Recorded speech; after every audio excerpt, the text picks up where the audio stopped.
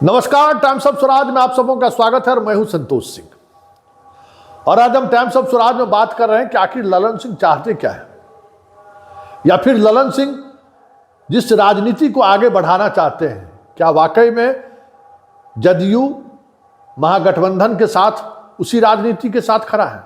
बड़ा सवाल है, क्योंकि मीडिया ने जो नैरेटिव सेट किया कि ललन सिंह की विदाई इसलिए हुई कि वो लालू परिवार के करीब हो गए थे, पार्टी को तोड़ना चाहते थे, और साथ ही मोदी और शाह के खिलाफ इतना बड़ा बयानबाजी करने लगे थे जिससे नीतीश असहज। आज दोनों बात ललन सिंह ने इस कदर दोनों बात का जवाब दिया है जो लगता है कि आप सुनकर हैरान रह जाएंगे कि वाकई में ललन सिंह इतने बड़े फायर ब्रांड की तरह भाषण भी देते हैं। जी हाँ, आज दिन भर पटना में अलग अलग तरीके की सियासी नैरेटिव सेट करने की कोशिश हुई। विधानसभा के अध्यक्ष गए लालू के पास, कई मंत्री गए, सरकार आ रही है, जा रही है, नीतीश बीजेपी के साथ जा रहे हैं। इन सब चीज़ों से दूर ललन पहुंच गए मुंगेर, और उसके बाद मुंगेर में वो जो गरजे हैं, जिस अंदाज में गरजे हैं, जरा सुनिए क्या उनका अंदाज है। क्या ये अंदाज जता रहा है कि ललन सिंह बगावती मूड में है या फिर नीतीश के लाइन पे ही आगे बढ़ रहे हैं? जरा पहले सुनिए, फिर हम इस पर चर्चा करते हैं। पता नहीं है कि हम कौन चीजें लड़ते हैं, तो हम इनको उनका अंतिम समय तक इनको बता देंगे। क्या भाई करो, ये भाई कहाँ महागठबंधन में मतभेद है, कहाँ महागठबंधन में कोई विभेद है। महागठबंधन में लालू, आदरणीय लालू प्रसाद यादव जी, माननीय नीतीश कुमार जी, दोनों एक हैं, और दोनों एक हैं, और महागठबंधन के बीच ही चुनाव होगा।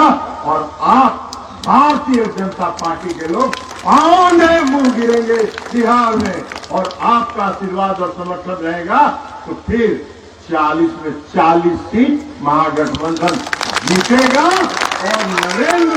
और नरेंद्र मोदी जी की विदाई बिहार से ही तय हो जाएगी, बिहार से तय होगी।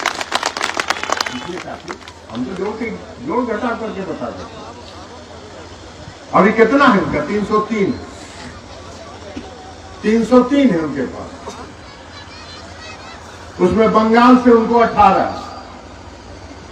बंगाल में ममता दीदी कहीं सीट जीतने देंगी? कुछ बुझा रहा है आप लोगों को अंदाज? 4-5 सीट जीत जाएंगे तो जीत जाएंगे, तो 10 से 12 वहां घट गए लोग। अब बिहार में 23 है, तो 23 अगर साफ हो गए तो 23 और 12 कितना हो गया?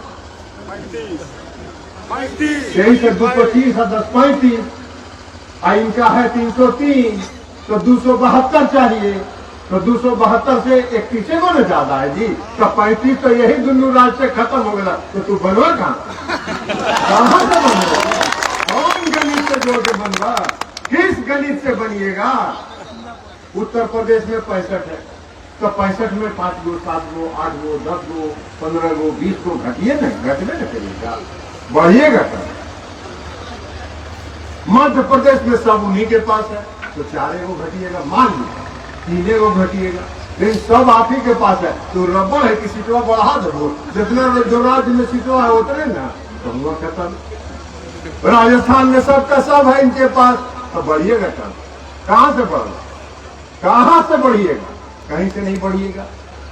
कर्नाटक में आपका सरकार खत्म हो गया, 28 को वहां से एमपी है इनका, तो घटबे न करेंगे कुछ। अब तो वहां कांग्रेस का सरकार बन गया, तो वहां घटबे न करेंगे, तो घटेंगे तो 7 गो, 8 गो, 5 गो, 6 गो, 10 गो जोर घटे, तो घटेगा तो घटता ही जरा। बढ़ने का कहां गुंजाइश है, ये न जरा हमको बता दीजिए। तो कहीं बढ़ने का गुंजाइश है ये नहीं है, हर राज्य में घटिए रहे। तो ये रबड़ है कि बढ़ा दो, घिस दो, घिसला से बन जाएगा तो प्रधानमंत्री। आप लोग एकजुट रहिए, और एकजुट रहिए, और 2024 में भारतीय जनता पार्टी का बोरिया बस्तर समेट के इनको हिमालय के तराई पर भेज देना है। बहुत आपको दिन भर धर्म कर्म में विश्वास करते हैं, तो वहीं कहीं हिमालय के तराई में कोई बड़ा कुटिया उटिया खोल लीजिएगा, और वहीं जाके कीर्तन उर्तन करिएगा। हम सब लोग भी जाएंगे तो कीर्तन उर्तन करेंगे, तो चढ़ावा आपको भी चढ़ा देंगे। तो इसलिए आप सबों से आग्रह करने के लिए हमारे, आप सबों से विनती करने के लिए एकजुट। ये सब मीडिया उडिया के चक्कर में मत पड़िए, ये टीवी भी कभी मत देखिएगा, टीवी भी देखिएगा नहीं, इसलिए कि मीडिया है ही नहीं। मीडिया नहीं बचा है, मीडिया नहीं बचा है।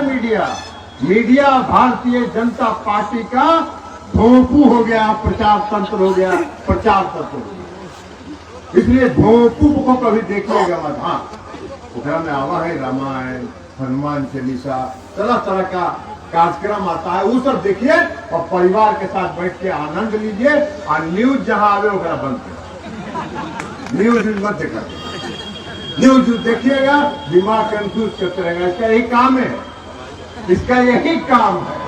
देश की जनता को जितना भ्रम पैदा करना, देश की जनता को जितना कंफ्यूज करोगे उतने तुरंत लाभ है, उतने उसको लाभ है। तो जिसको काम कुछ नहीं करना है, बातें बनाना है, तो बातें बना के जब वोट लेना है तो बात बनाते रहिए। तो आपने सुना कि ललन क्या कह रहे हैं और उनका अंदाज क्या है, और उस अंदाज में आक्रामकता कितनी है, तंज कितना है। मीडिया से लेके नरेंद्र मोदी और अमित शाह पर जिस तरीके से हमला बोला है, हमें नहीं लगता है कि इससे पहले कभी ललन सिंह इस अंदाज में अपनी बात को रखा होगा, वो भी जनता के सामने। क्या माना जाए, नीतीश के यही चाहते हैं या फिर नीतीश के इच्छा के विपरीत जिस मुहिम की शुरुआत उन्होंने की थी उस मुहिम को वो जारी रखना चाहते हैं? बड़ा सवाल है, क्योंकि ये कहा जा रहा है कि खरमास के बाद नीतीश जुदा जुदा कर सकते हैं। इतना ही नहीं, नीतीश के कई चहेते का बयान भी कुछ इसी कदर आया है। लेकिन इन सब से इतर ललन सिंह ने जो आज तेवर दिखाया है, क्या ये तेवर बगावती तेवर है या फिर नीतीश इसी तरफ बढ़ेंगे? बड़ा सवाल है। और इन सवालों के बीच चलते चलते एक और सवाल है। आज 2023 का आखिरी रात है और ललन का ये हुंकार जता रहा है कि ललन पर अब ब्रेक लगाना नीतीश के भी बस में नहीं रहा।